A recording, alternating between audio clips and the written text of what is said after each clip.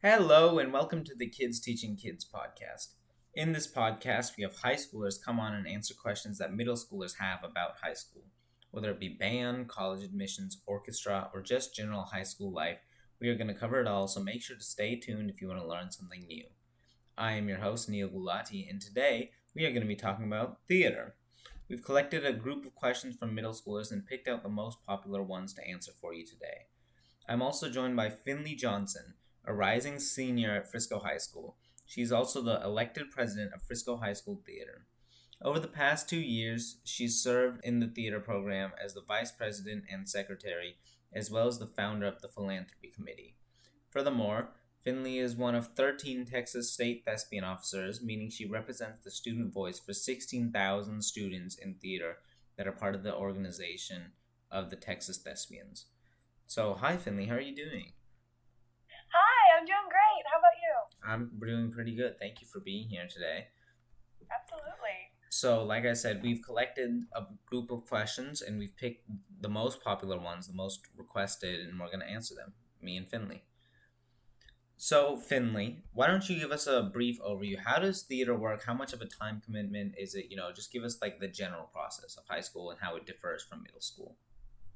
Absolutely. So, a big thing that I would say that is different in high school theater than middle school theater is the time commitment. At least when I was in middle school, we would have rehearsals in class and then maybe after school, like once a week. But in theater, it is pretty much a daily commitment. At Frisco, we have theater every day after school for an hour and a half to 2 hours, except for Fridays. And then we have Saturday rehearsals for usually about 5 hours. And that is pretty much every single week of the year. We don't have much of an off season during theater in high school. And we typically have about 2 to 3 months to put up a show. And so it's definitely a huge time commitment, but that's just because, the scale of the shows in high school are so much bigger. And so that time commitment really does end up paying off. Yeah, so there were a lot of concerns where kids were asking because in middle school, I guess a lot of kids don't get roles because they have teachers' pets, if you will. So is it just a select few kids who are the teachers' pets who get all the lead roles, or does everyone get a fair chance? At least at Frisco, our directors do a really good job of making sure that everyone has a fair chance of doing things. We did about 6 shows last year, and so there were a wide variety of options, and a lot of different people got the chance to be in the spotlight or have their moment. I know for me, I was the lead in our fall show, and then I was ensemble in our musical as well as our UIL, and so it's one of those things where, really they do diversify, and a lot of different people get a chance for a lot of different roles. There are sometimes people who get a couple of good roles in a row, but that's just because those people are really hard workers and really talented. Yeah, I agree. I think there's a select few group of kids who are just extremely talented who put in a lot more effort than the rest of them. I don't know if that's teachers' pets though. And then a lot of the times we have like typecasting per se, so some of the roles if they're similar, then they might fit the same person, two different roles that are like quite similar characters, so then that's another instant that might happen. Yeah, but to be fair though, there's not a whole lot of typecasting. I don't feel like it happens as much in high school theater as middle school theater. I have played a Hogwarts-esque house elf, a 1920s like suave golf girl, a 50s lonely housewife, a village person in Arendelle. I have played all these crazy different characters and had an opportunity to try out all sorts of things that I never really thought I would get to. So that's been really fun. Yeah. So, people were concerned about some technical things.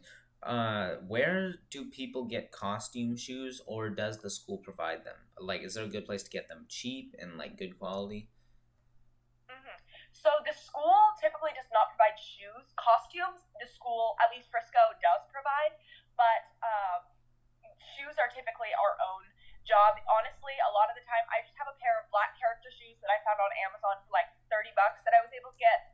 But I'd say wait to get any shoes until you're in a show and the director tells you what you need. For example, for Frozen, Neil and I had to wear these like off-brand Uggs for one of the scenes, and so I'd say definitely wait to hear what your directors have. Because I don't want you to go out and buy a pair of shoes that you're not really going to use, but you can find a great pair on Amazon for like $30.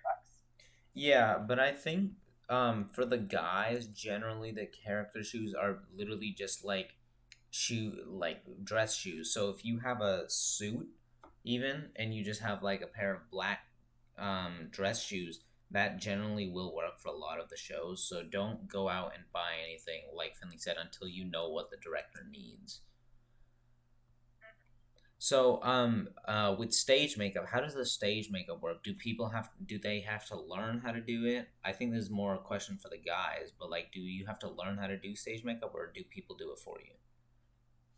So, again, in high school, our productions are crazy big. I mean, for Frozen, we had 50 people in our cast, and so all 50 people are trying to do makeup and hair and get ready. And so, a big thing that I would highly suggest before coming to high school theater is just do your best to learn how to do stage makeup. We'll have people in high school that are more than happy to help you out. However, if you can come in with a base knowledge, Google a YouTube video of how to do basic stage makeup and learn how to do things like foundation, concealer, contour, and blush.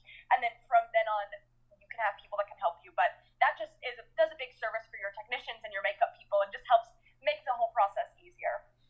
Yeah, so I think for the girls who do know how to do makeup, it's essentially just regular base makeup, like how you do on your face, just more pronounced, I guess. So the contour will be heavier, the concealer will be heavier, like it'll add more depth to your face, so that way it essentially, like, your face needs to pop from all the way to the back of the theater. So if you already know how to do base makeup, just try and over pronounce the lines, I guess, and then give that a shot.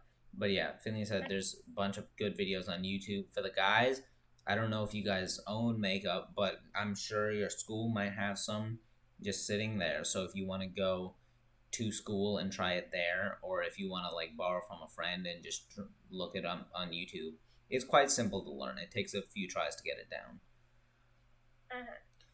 So for acting, means obviously acting is a big part of theater. Does the school teach acting, or do you have to learn a lot of it outside? Yeah, so in class, I don't know if you do as much learning for the acting because a lot of the rehearsals are outside of school, after school. So if you don't get cast as the lead role, one thing you can do is like watch how the directors are teaching and what like people are picking up from it, and maybe things that you might want to pick up on it.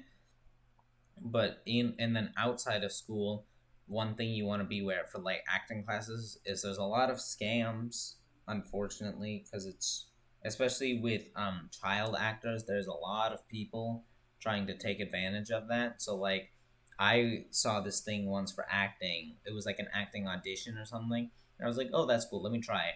I got on a Zoom call with like 100 other kids, and I was the last person to audition. It was like a 4-hour Zoom call, and my dad was sitting there with me. And then at the end of it, my dad was looking, and he was like, okay, this isn't a real audition. They actually just accept everyone. And basically what they did is they just gave you acting classes for 10 times the price. So I guess it wasn't technically a scam. They gave you what you paid for. You just it's there's a lot of people who will try and suck as much money out of you as possible, especially for child actors. So you just want to make sure. Is there anything people should look out for, Finley, like as red flags when looking for acting classes? A big thing is just do your research. Like oftentimes you'll see things that you're suspicious of if you look at kind of reviews and what people are really saying about it.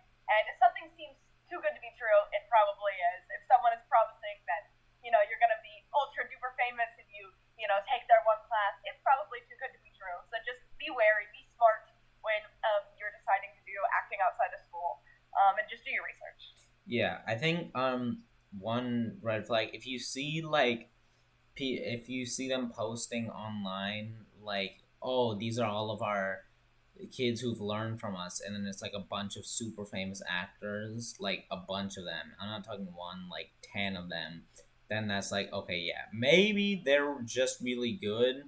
I don't think that's the case though, and they're probably just taking credit. Maybe they attended like one class of theirs, but being aware of that, and then yeah, like Finley said, reading reviews is really good because there's a lot of people on like Facebook who will be talking about it, social media platforms, and then yeah, I think those two are gonna be really good. So we got some juicy questions. Is there a lot of drama amongst the kids in theater? Well, for me, I think it's one of those things where in any activity and when you're with people, as much as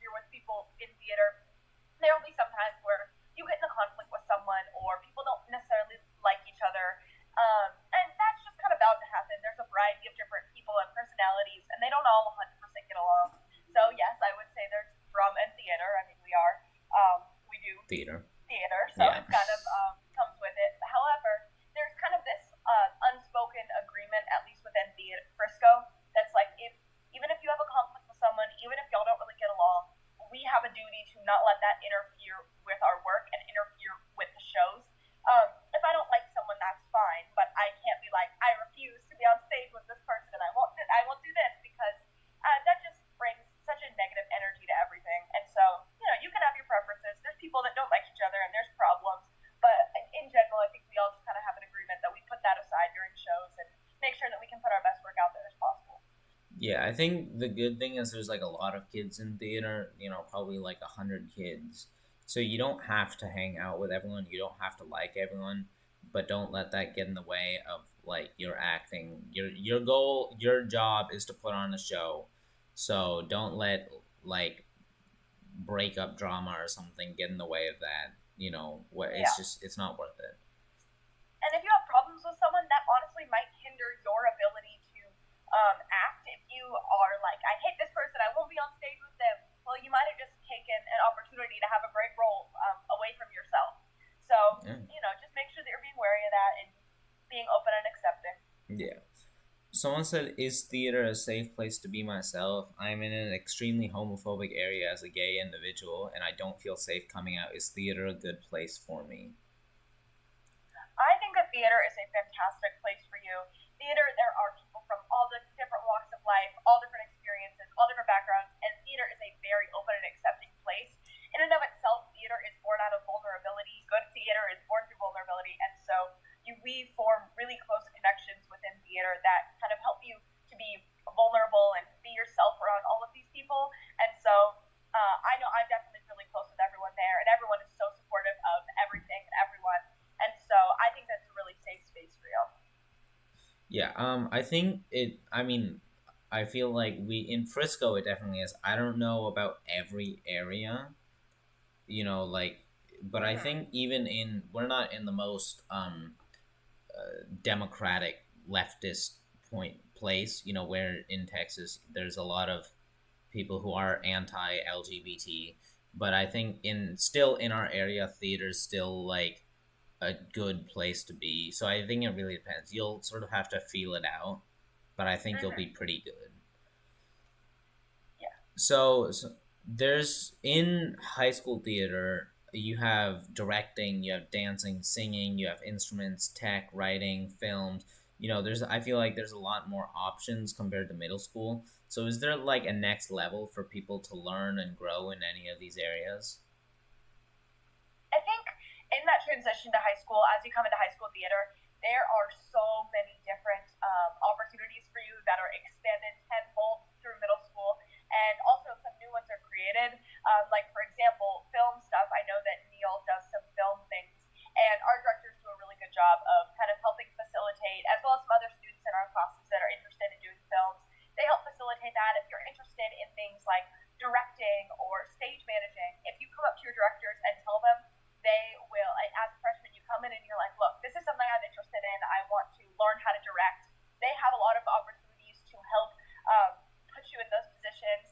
For our directors, if you were to tell them, I'm interested in directing, they would help you maybe do things you could assistant direct or shadow their assistant director, or have an opportunity to work in a tech position close to them. But our directors try to do what they can to help, people grow and people learn in all of these various areas of theater that they're interested in. Yeah, so I think you generally just have to communicate with your directors of what you're interested in doing. So I was interested in films, so I told my directors, I was like, look, I want to make films and I want to direct. So they were both like, okay, yeah, we can work with that. And then so anytime there was some film festival or something, some film contest nearby, they would be like, I want you to make a film for this. So just letting them know what you want to do so that they know is going to be important because they're super well connected. They go to all of these festivals, and so they're always super, they know everyone around, they know what's happening, they know the festivals going on, they know contests. So just telling them what you want to do is important, and they'll make sure to be like, okay, yeah, we can help you with that. So someone said, I feel more inclined to play queer characters as I'm a queer individual myself. Are there more roles like that in high school, or is it the same as middle school? So in high school, we're definitely allowed to do more mature shows with a lot wider variety of content, just because we're all more mature and there's a lot more resources available to us. I can't say how many shows. I can't recall how many shows we've had with characters like that. I would say just that's absolutely, if that's a preference you have, go ahead and communicate that to your directors. Let them know that that's a preference you have, but don't let it limit yourself. There are so many different characters. As I was saying earlier, I've played all different types of people, all different types of characters. And so, make sure you're not limiting yourself to one specific type, and just be open to playing all sorts of characters, because that's really what theater is all about. Yeah, if you are limiting yourself, then you're not gonna grow, and if you don't grow, you're not gonna learn.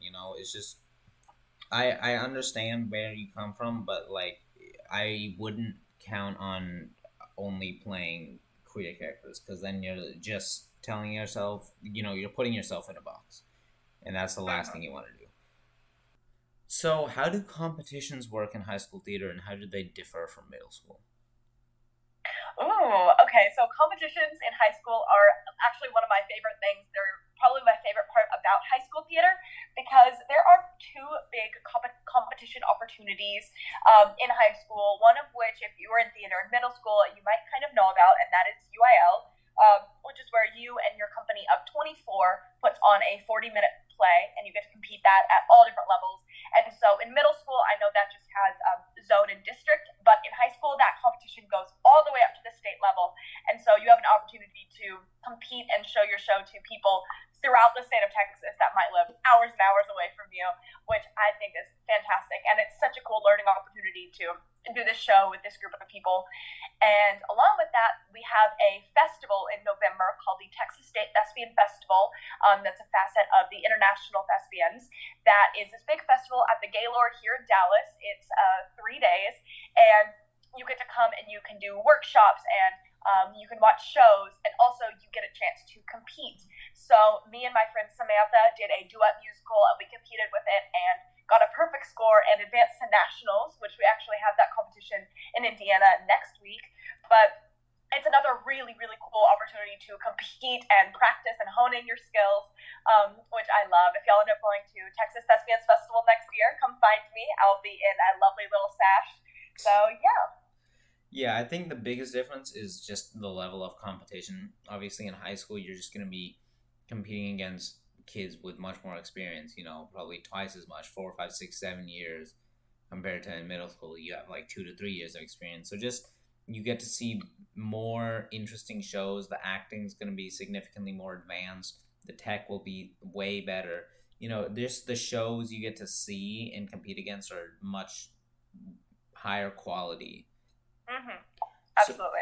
So in high school, most of the kids who did theater in middle school, but there's some kids who want to join in high school, but they haven't done it in middle school, so they're asking, is this possible?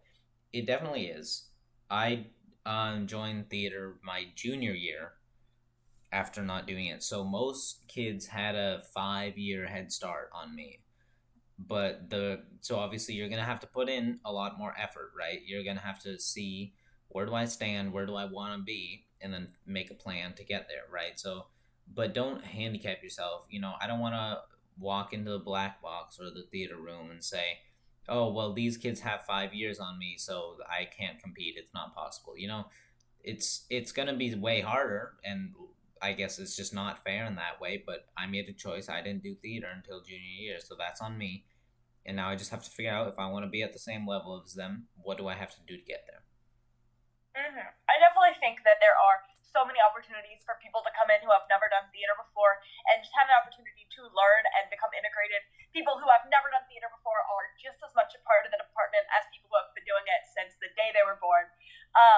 And so I would definitely say absolutely. And in theater in high school, there's so many more levels of classes and different places where they'll put you based off kind of your skill and experience level. And so you will be able to learn, even if you are starting from ground zero, you can build your way up, which is something that's really awesome.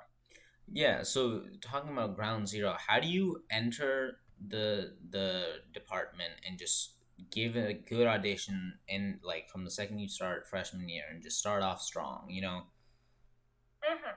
A big thing, I would say the most important mindset to come into high school theater with, this was what what I told myself when I was coming into it, that is probably one of my biggest pieces of advice, is come into high school theater with the mindset of, I am here to work. I am here to work hard, and I will put 110% into everything that I'm doing in order to be successful. Come in and know that even if you are not the most talented in the room, the best singer, the best actor, the best dancer, you will be the hardest worker in the room, and that will pretty much guarantee you success. So come in at that first audition that you do. It doesn't matter if you don't feel like, oh, well, these people have been doing it for so much longer than me. Da, da, da, da. As long as you are being like, hey, I'm here to learn, I'm here to work, and I'm going to show you what I've got, then you can be successful. Because directors can really see when you have that mindset, and directors can see when people are working hard and willing to put in the work. And even if you're not 100% there yet, if you're showing that you're willing to work, they can see that they'll be able to help push you to get there. Yeah, I think the biggest thing is another big thing is just don't put people on a pedestal. Like when you come to theater for the first time in freshman year, you're gonna see juniors and seniors and maybe sophomores who are like really good actors, and you're gonna see them and be like, wow, I suck compared to them. But the biggest thing is, if you put these people on a pedestal, you just have to realize that these are people just like you who've just put in more work. And so to get to their point, you just have to put in more work, right? Finley said, be ready to work. That's what you're here to do. You're not here to sit around. Your goal is to get better and learn. So don't put, I wouldn't put Finley on a pedestal. She's 10 times, 100 times better of an actor than I am.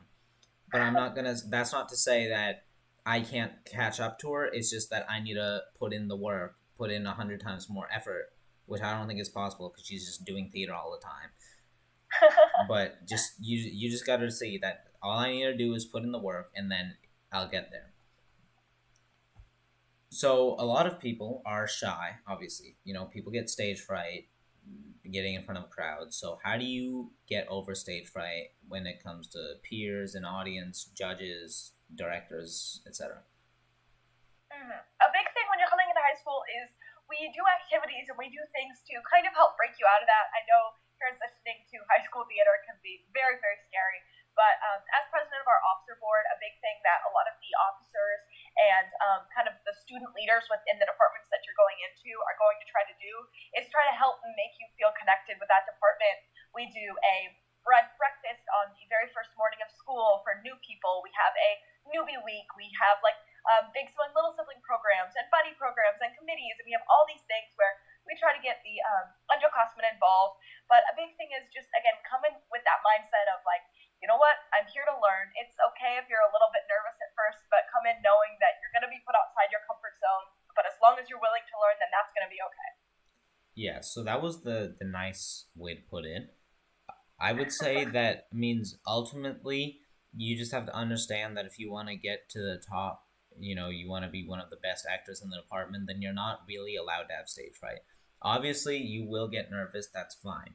There was some saying, like, bravery is not the absence of fear. Bravery is feeling fear and then moving forward regardless. You can feel nervous, but you can't allow that to hinder your performance, because then if you're just going to handicap yourself from the get-go, then it's going to be way harder to come back and make it out on top. Yeah, because theater in high school, I mean, it is stressful. Those UIL shows especially, they can be high intensity when you've got 40 minutes to put on a show and you have no idea if you're going to go over time and get disqualified. So it can be very, very stressful in high school, but our directors and the other students here are here to help you to kind of break out of your shell and become more confident. But you just need to come in with the mindset of like, I'm willing to be put outside my comfort zone. I'm willing to grow. And then you'll be able to succeed. Yeah, be comfortable with being uncomfortable. When we did Frozen, we did 3 shows, and every single show was completely booked out. It was like 800 people in the audience, which I don't think has happened for a long time. And it's like, one of our leads was a freshman, and I don't think that she wasn't nervous. I'm sure she was very nervous. I'm sure everyone on that stage was extremely nervous. There were judges in the audience, like hundreds of people there, but it's just you can either go out there and put on a good show like you practiced, or you can go out there and like just collapse mentally, make a fool of yourself. And it's just like the choice is yours really, and being shy and not getting over that stuff are going to be the better option. Yeah. We got another juicy question. How does dating work in theater, and is it frowned upon and awkward, or is it normal? Dating can definitely happen in high school theater as long as you both agree to be mature about it. If you're mature, no matter how it ends, then that's definitely something that can happen. Yeah, and then we had so many people asking about the kissing scenes, asking if they're awkward. They're only awkward if you make them awkward. If you were dating someone in the past and then you broke up and then you have to kiss that person, I'm going to say that could be really awkward. However, you just have to discuss with them, be like, look, we're here, we're just here to act, right? There's nothing more. That's what we have to do. It's our duty. We're here to put on a good show. Let's not make it awkward. And as long as you discuss it and clarify that there's nothing going on, you should be good. Absolutely.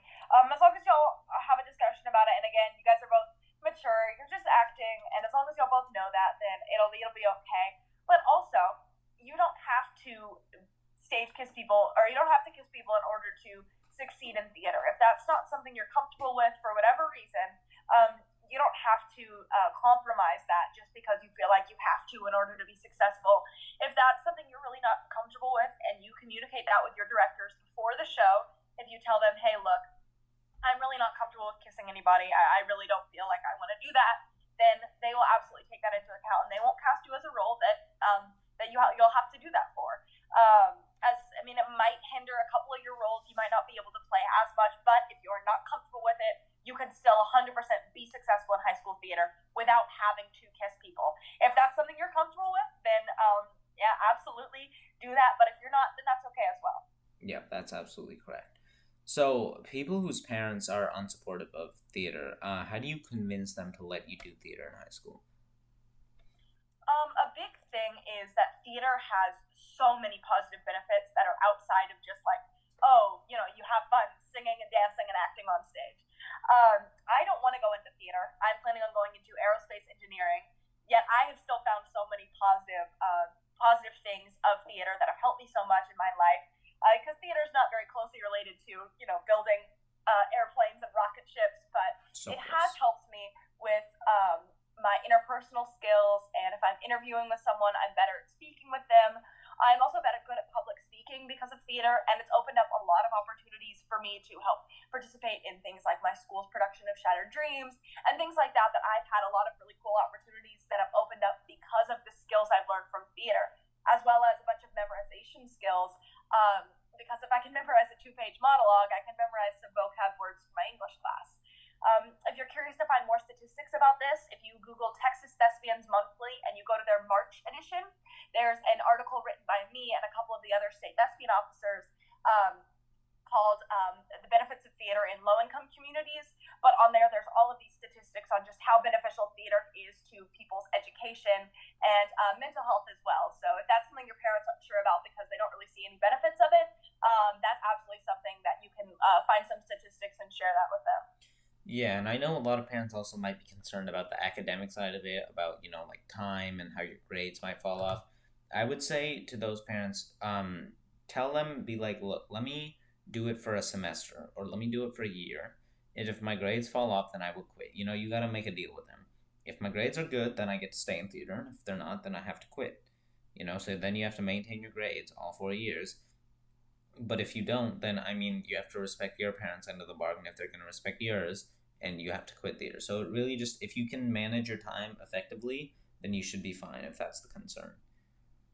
Absolutely. Keeping up theater and good grades at the same time is 100% something that's possible. I've been able to keep a 4.0 GPA while being super duper involved throughout theater these past 3 years. And although it's difficult at times, if you work on those time managing skills and you say, I'm going to put in the work to be successful with both academics and theater, it is 100% something that can happen. Yeah. So, we discussed some of the pros, it helps with your confidence and stuff like that. But what are some of the cons of high school theater? I'd say probably the biggest negative of high school theater is just the time commitment. it's a lot. It can be really difficult at times, just because you're there so often and you're doing all this stuff, and you might have to be kind of outside of your comfort zone at times. However, it can still be really, really beneficial. And so that's probably, at least to me, that's probably the biggest negative, is just that it can be tough. But if you're willing to put in the work, then it's 100% worth it. Yeah, I mean, it is a big time commitment, but having, like good time management can sort of help solve that. Another thing is, like Finley was saying, people come from all walks of life. And so chances are there's going to be a few people that you don't click with or don't necessarily like that you might end up getting stuck with in a show. But you just have to make sure that doesn't hinder your performance or their performance, because you don't want that to stop you from growing in the theater department just because you don't like someone. Absolutely.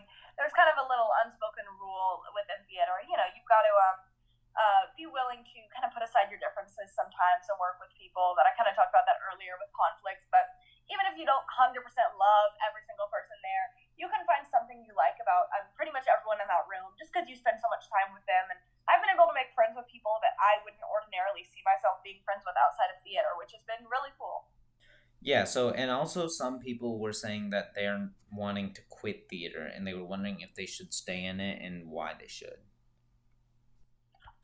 It kind of depends on the reason why you're wanting to quit. If it's one of those things where you just genuinely don't find any joy in it, then, don't stick with it.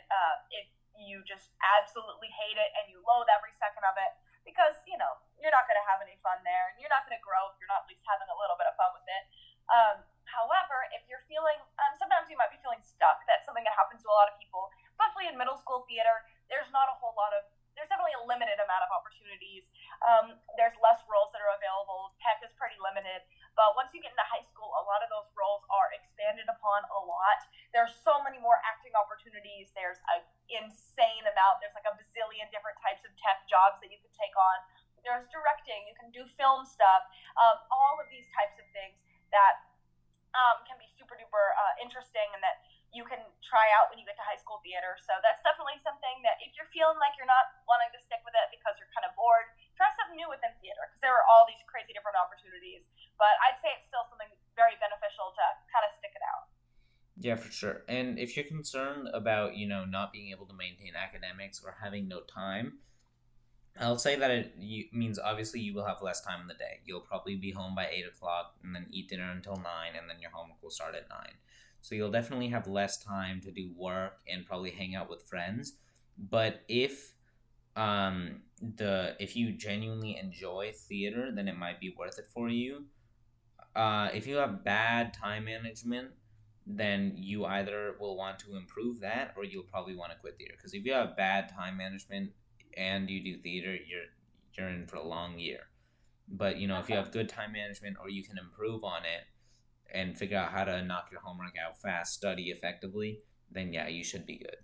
But if you're not interested in it, like Finley said, there's no reason for you to stay with it. Absolutely. And that bad time management is something that can be improved upon. It's difficult. I know my freshman year, I had awful time management. It was not one of my strengths.